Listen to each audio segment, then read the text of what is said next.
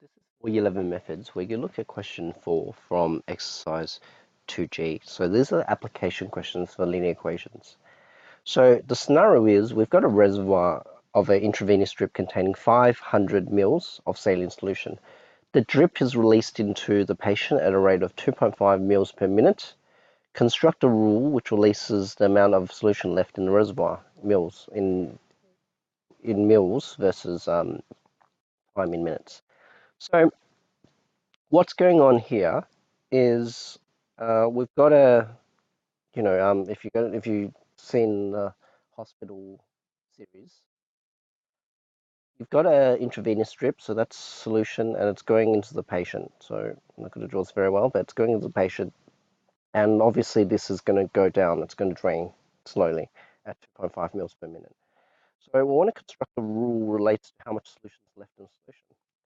Now we know that originally it contained 500 mils, so thinking about the scenario, that's like my y-intercept because that's how much we have at the very start. And then slowly the volume will go to zero eventually. So essentially, if I were to draw a rough graph of this, we've got V being the y-axis and T is always the x-axis. It's very rare that T is the y-axis. Okay, so T is like our x and V is like our y. So we know that originally we had 500 and then it's draining in a linear way to zero. Okay. So part A is this construct a rule relates to amount of saline solution left in the reservoir. Okay. So my V is my Y, my gradient is 2.5, my Y is my 500. So I'm going to write 500 at the start first. But with the gradient, we've got to interpret whether it's positive or negative because what's essentially happening with the volume is that it's decreasing. So the gradient isn't 2.5 T, say, it's negative 2.5 T because we're draining at 2.5 mils per minute. So this would be our final equation. So y equals mx plus c. Okay. I mean, you can write it in this order if you want, negative 2.5 T plus 500. Usually what we prefer in maths is we write it this way because we don't like the negative sticking out like that. Okay, so it's just untidy, but both are correct. So for part B, state the possible values of T and V. Okay, this is an analysis question. You're trying to find practically what values for T and V make sense. Okay, I'm going to finish drawing the graph because I want to find out, when exactly it drains fully. So I'm going to go on my CAS calculator. Let's see if I sub in 0 into the equation. So 0 equals 500 minus 2.5 T, or 2.5, I'll use X for convenience. Let's solve for X. So interactive advanced solve for X.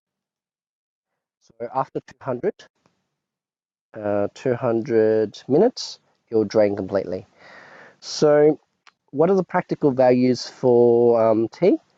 Well, T obviously has to be greater than or equal to 0. Okay, so T cannot be, it wouldn't make sense to have negative time.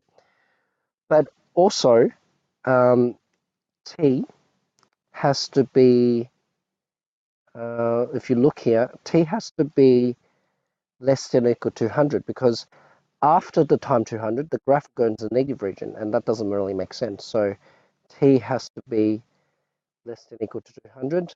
How do I combine these two together? You put the T in the middle, and you know it's greater than or equal to 0, but less than or equal to 200. So that's your, those are acceptable values of T. Okay, so this is how you combine like two restrictions together. So for V, obviously V has to be less than or equal to 500, but greater or equal to 0. Okay, which makes sense because in your container it's draining, right? At the very start there's 500, but at the very end there can only be 0. You can't go into negative volume. That doesn't make sense. Okay, so part C I've already sort of done. Sketch the graph of the relation. I always recommend you even roughly sketch the graph just to see what the scenario looks like. So hopefully that helps in your understanding of question 4.